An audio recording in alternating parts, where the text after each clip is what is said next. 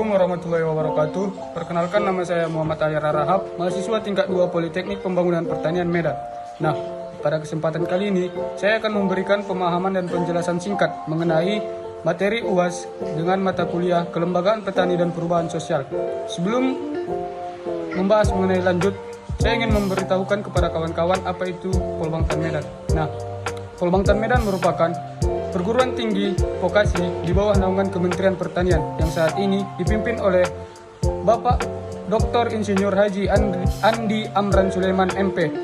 Nah, Polbangtan Medan juga di bawah BPP SDMP, di bawah kepemimpinan dari Ibu Dr. Ida Widi Arsanti SPMP. Direktur Polbangtan Medan saat ini yaitu Ibu Nurdiana Harahap SPMSI, dan saya berada pada jurusan perkebunan di bawah pimpinan Bapak Dr. Iman Arman SPMP. Bagaimana keseruan videonya? Mari kita simak sama-sama. Nah, 4 komponen bentuk relasi sosial kemasyarakatan, yaitu yang pertama adalah komponen person, yaitu di mana orang-orang yang terlibat di dalam suatu kelembagaan dapat diidentifikasi untuk kepentingan kelembagaan dengan jelas. Yang kedua, komponen kepentingan, yaitu di mana orang-orang tersebut sedang diikat oleh suatu kepentingan atau tujuan, sehingga di antara mereka terpaksa harus sering berinteraksi. Selanjutnya ada komponen aturan, di mana setiap kelembagaan mengembang seperangkat yang dipegang secara bersama, sehingga seseorang dapat menduga apa perilaku orang lain yang dapat ataupun yang terdapat di dalam lembaga tersebut. Selanjutnya adalah komponen struktur, di mana setiap orang memiliki posisi dan peran yang harus dijalankannya secara benar. Orang tidak bisa mengubah-ubah posisinya dengan kemauan sendiri. Itulah 4 komponen bentuk relasi kemasyarakatan. Selanjutnya adalah pembangunan pertanian disebut sebagai suatu upaya perubahan sosial karena pembangunan pertanian bertujuan sebagai upaya untuk meningkatkan kesejahteraan petani, mengembangkan potensi sumber daya manusia secara baik dan secara ekonomi, politik, sosial, budaya, lingkungan maupun melalui perbaikan. Nah, selanjutnya pembangunan pertanian ini juga berdampak luas pada struktur sosial, ekonomi, budaya, dan pola hidup masyarakat pedesaan. Modernisasi pertanian seperti mekanisasi dan penggunaan teknologi baru dengan tepat itu dapat mengubah hubungan sosial antar petani, buruh tani, dan juga pemilik lahan dapat mengubah hubungan sosial antar mereka untuk mencapai kesejahteraan mereka. Perubahan ini juga berpengaruh pada gaya hidup dan budaya masyarakat pertanian, termasuk pada akses terhadap pendidikan, teknologi, kesehatan, bahkan fasilitas umum jauh lebih baik. Pembangunan pertanian tidak hanya bertujuan meningkatkan hasil produksi, tetapi juga menciptakan perubahan sosial yang ada pada masyarakat pertanian. Selanjutnya, dinamika perkembangan kelembagaan petani, peluang dan tantangan gerakan kolektif melalui program Brigade Pangan di Indonesia cukup baik dan sangat berpengaruh, karena Brigade Pangan ini merupakan strategi pembentukan dan penguatan kelembagaan petani yang mendapatkan dukungan langsung dari pemerintah.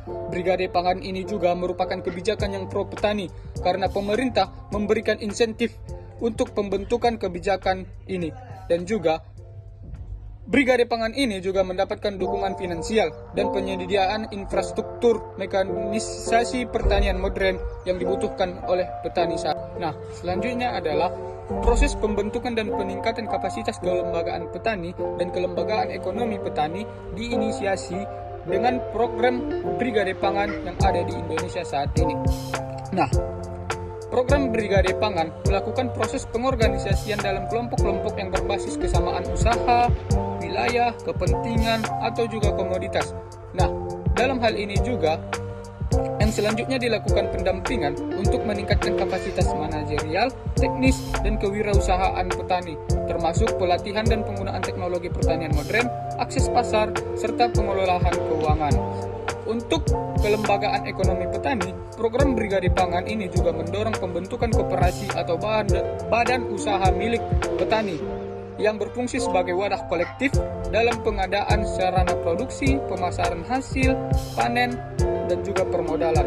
Nah, Pemerintah dan pemangku kepentingan lainnya juga berperan aktif dalam memberikan fasilitas, regulasi yang mendukung serta akses pembiayaan guna memperkuat kelembagaan petani dan kelembagaan ekonomi petani dalam program Brigade Pangan di Indonesia. Nah, menurut pendapat saya, peran dan tujuan pemetaan dan analisis stakeholder ini sangat penting untuk memperkuat kelembagaan petani dan kelembagaan ekonomi petani.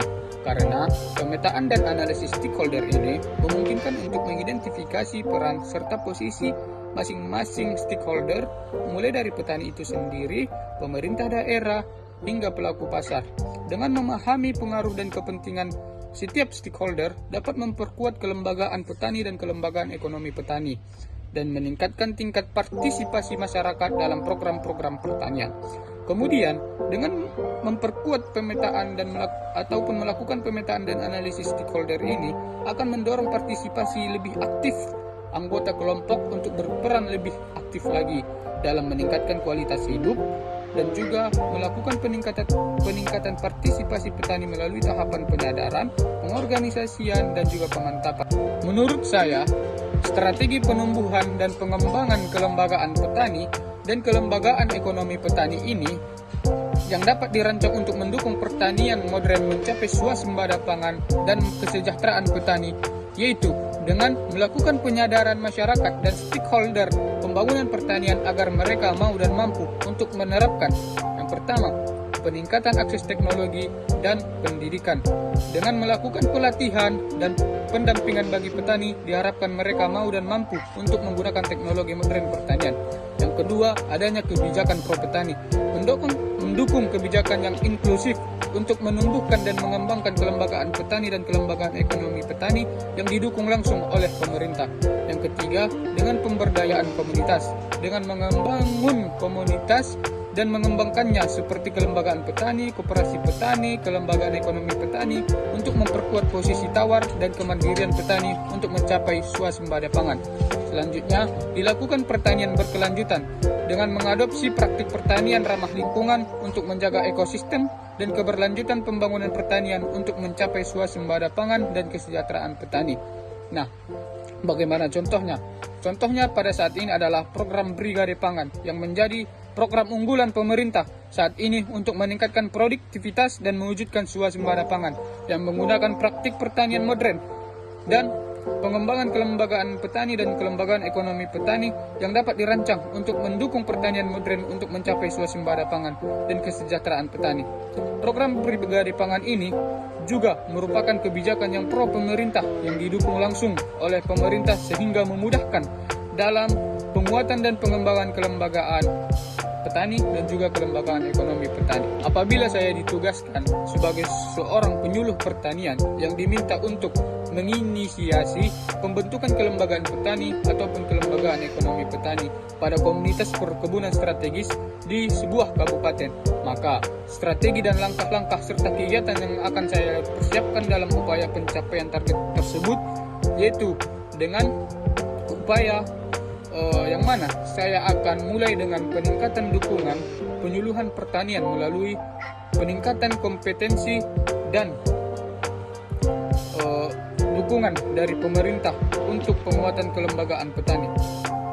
Nah, melakukan pendekatan terhadap petani agar mereka mau dan mampu mengorganisasikan dirinya dan keluarganya agar mereka mau menolong dirinya dalam mengakses informasi pasar, teknologi, permodalan untuk kesejahteraan petani, dan juga mencari dan membangun kemitraan serta memperkuat peran pihak luar seperti dukungan dari pemerintah, swasta, dan kelembagaan lain. Nah, terkait dengan kelembagaan yang sudah dibentuk, bagaimana mekanisme pemilihan pengurus? Di sini saya akan melibatkan beberapa tahapan penting, mulai dari musyawarah dan mufakat untuk pemilihan pengurusan kelompok yang dihadiri oleh seluruh anggota. Kemudian, pengurus terdiri dari ketua, sekretaris, bendahara, dan seksi-seksi yang dibutuhkan. Kemudian, penetapan aturan atau kesepakatan bersama dalam kelembagaan yang terbentuk. Saya akan mengidentifikasi tujuan kelembagaan yang akan dicapai dan memastikan semua anggota memahami dan sepakat dengan tujuan tersebut. Selanjutnya, penetapan aturan atau kesepakatan melibatkan semua pihak untuk memberikan masukan dan saran. Selanjutnya, proses perencanaan kegiatan kelompok secara partisipatif dengan melibatkan semua anggota kelompok dalam setiap tahap perencanaan, dengan mengidentifikasi masalah dan kebutuhan yang ingin dicapai pada kelembagaan dan mengumpulkan ide dan saran terkait kegiatan yang akan dilaksanakan.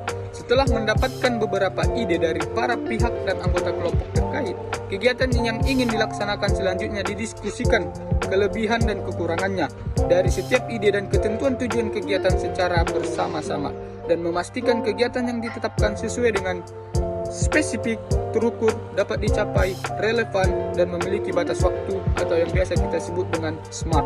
Dalam proses pengambilan keputusan pada kelembagaan yang sudah dibentuk, dengan memastikan bahwa keputusan yang diambil adalah inklusif dan mencerminkan kepentingan semua anggota, dengan mengadakan pertemuan untuk membahas informasi yang telah dikumpulkan dan melibatkan semua pihak dan anggota kelompok, dan memastikan semua anggota memiliki kesempatan untuk memberikan suara dan keputusan yang diambil sesuai dengan kesepakatan bersama, tanpa ada membeda-bedakan status sosial, agama, ras, dan kepentingan anggota. Nah, itulah tadi beberapa penjelasan singkat mengenai materi UAS pada mata kuliah Kelembagaan Petani dan Perubahan Sosial.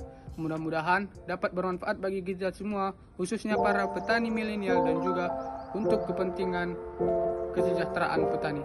Terima kasih. Assalamualaikum warahmatullahi wabarakatuh.